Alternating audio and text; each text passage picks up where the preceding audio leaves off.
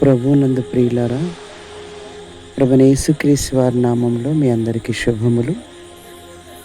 ఈ దినం ప్రభు మనకిచ్చిన వాగ్దానము అపోస్తలుడైన పౌలు కొరింథీయులకు రాసిన 2వ పత్రిక 12వ అధ్యాయం 9వ వచనం.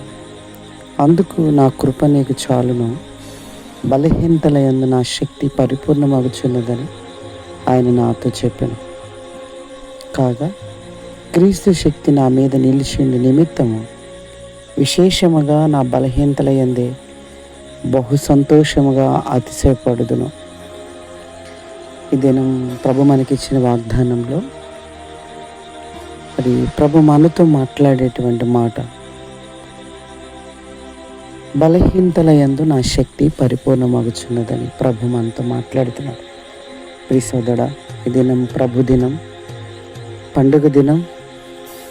మనం మన బలహీనతల యందు ఎందుకు సంతోషించాలి అని అంటే, ప్రభువైన యేసుక్రీస్తు వారు రోమాపత్రిక 5:6లో మనమింకను బలహీనులమై ఉండగా క్రీస్తు మన కొరకు చనిపోయాడు. అంతేకాదు మన బలహీనతలను ఆయన వహించుకునేనని కూడా పరిశుద్ధమైన బైబిల్ గ్రంథం సెలవిస్తుంది. మన బలహీనతల్లో ప్రభు యొక్క శక్తి, ఆయన శిలువ శక్తి మనకుంది. అందుకే బలహీనమైన మనము ప్రభువును బట్టి ప్రభు ద్వారానే శక్తివంతులం కావాలి. ఒకవేళ ఏ బాధలో, ఏ బలహీనుడిగా, ఏ పరిస్థితుల్లో నీవు ఉన్నావో, మరి దుఃఖంలో ఉన్నావో, బాధలో ఉన్నావో, నష్టంలో ఉన్నావో, ఇబ్బందిలో ఉన్నావో, ఇరుకులో ఉన్నావో, చెప్పుకోలేని సమస్యల్లో ఉన్నావో, ప్రభు నీతో చెప్పేది ఏంటంటే, నా శక్తి నీకు చాలు. అందుకే ప్రభు అంటున్నాడు, నా కృప నీకు చాలు. ఏ పరిస్థితులు అయినా సరే, మనకున్న ఏ పరిస్థితి అయినా సరే, నువ్వు వెళుతున్న ఏ పరిస్థితి అయినా, ఏ మార్గమైనా, ఏ అక్కరైనా సరే, ఒకటి గుర్తుపెట్టుకో, ప్రభువు నీతో ఉన్నాడు. ఆయన ఎవరో తెలుసా? నీ పరిస్థితులన్నిటికీ సరిపడిన దేవుడు, చాలిన దేవుడు. కాబట్టి ఈ దినం లేఖనంలో, ఈ దిన ప్రభు మనతో ఈ దినం ప్రత్యేకంగా మాట్లాడే మాట, నీ బలహీనతల యందు నా శక్తి పరిపూర్ణమగుచు. అంటే మనుష్యుడు బలహీనుడు. ఎంత బలహీనుడో మరి కొరింథీయులు రాసిన పత్రిక 12:10లో, 2 కొరింథీ 12:10 నేను ఎప్పుడు బలహీనుడను అప్పుడు బలవంతుడను. ఎప్పుడు బలహీనుడు మనుషుడు?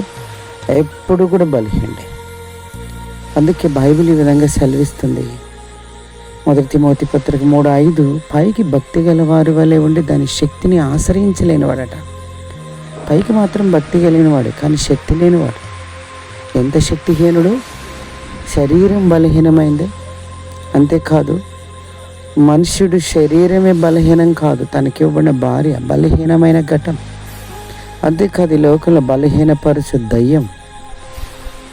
కాబట్టి ఈ లోకంలో శరీరంతో, తనకి ఇవ్వబడినటువంటి భాగస్వామితో, మరి ఈ లోకంలో ఉన్నటువంటి మరి సాతాను యొక్క శక్తితో, ఈ బలహీనమైన ప్రజలతో, బలహీనమైన లోకంలో మనుషుడు ఎప్పుడు బలహీనుడే. కానీ ఇలాంటి బలహీనుని దేవుడు తన బలహీనతల్లోనే తన శక్తిని పరిపూర్ణం చేయాలని ఇష్టపడేటువంటి దేవుడు. బైబిల్లో ఆయన యొక్క శక్తిని గురించి ఒక 4 విషయాలు మీకు జ్ఞాపకం చేస్తాను. ఆదికాండం 17:1 ఆయన సర్వశక్తి కలిగిన వాడు. మృతతుల్యమైనటువంటి శారా గర్భాన్ని ఒక బలమైన గర్భంగా చూడండి.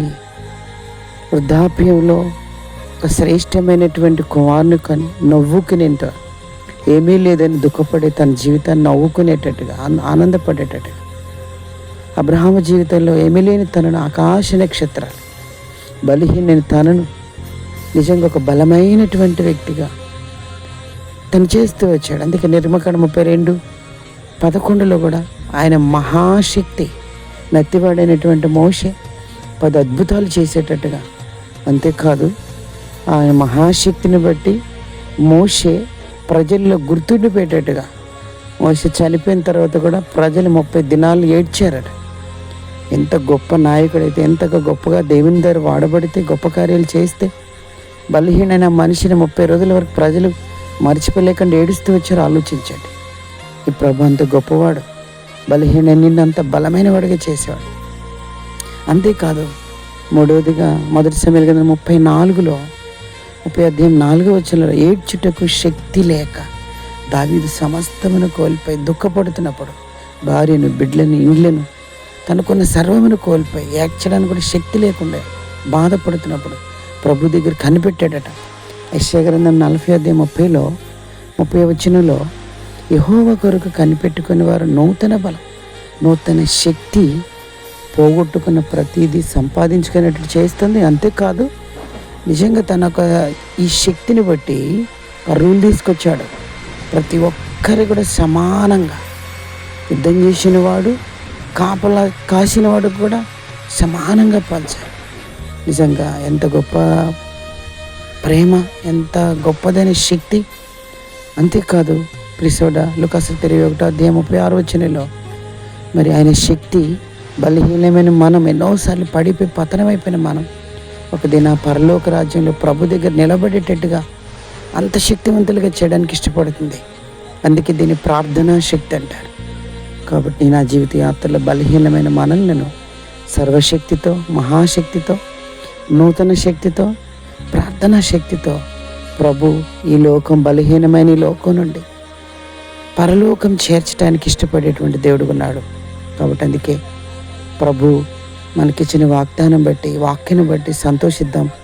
ఒకవేళ ఏ బలహీనతలో నీవు ఉన్నావో, ఏ దుఃఖంలో నీవు ఉన్నావో, ప్రభుని బట్టి సంతోషించు. ఆయన చాలిన దేవుడు, ఆయన కృప చాలా గొప్పది, ఆయన శక్తి చాలా గొప్పది. ఆ శక్తిని ఆశ్రయించి నీ జీవితంలో గొప్ప కార్యం చేస్తాడు. అలాగే దినమంతా దేవుడు నిన్ను దీవించి ఆస్వాదించును గాక. ఆమేన్.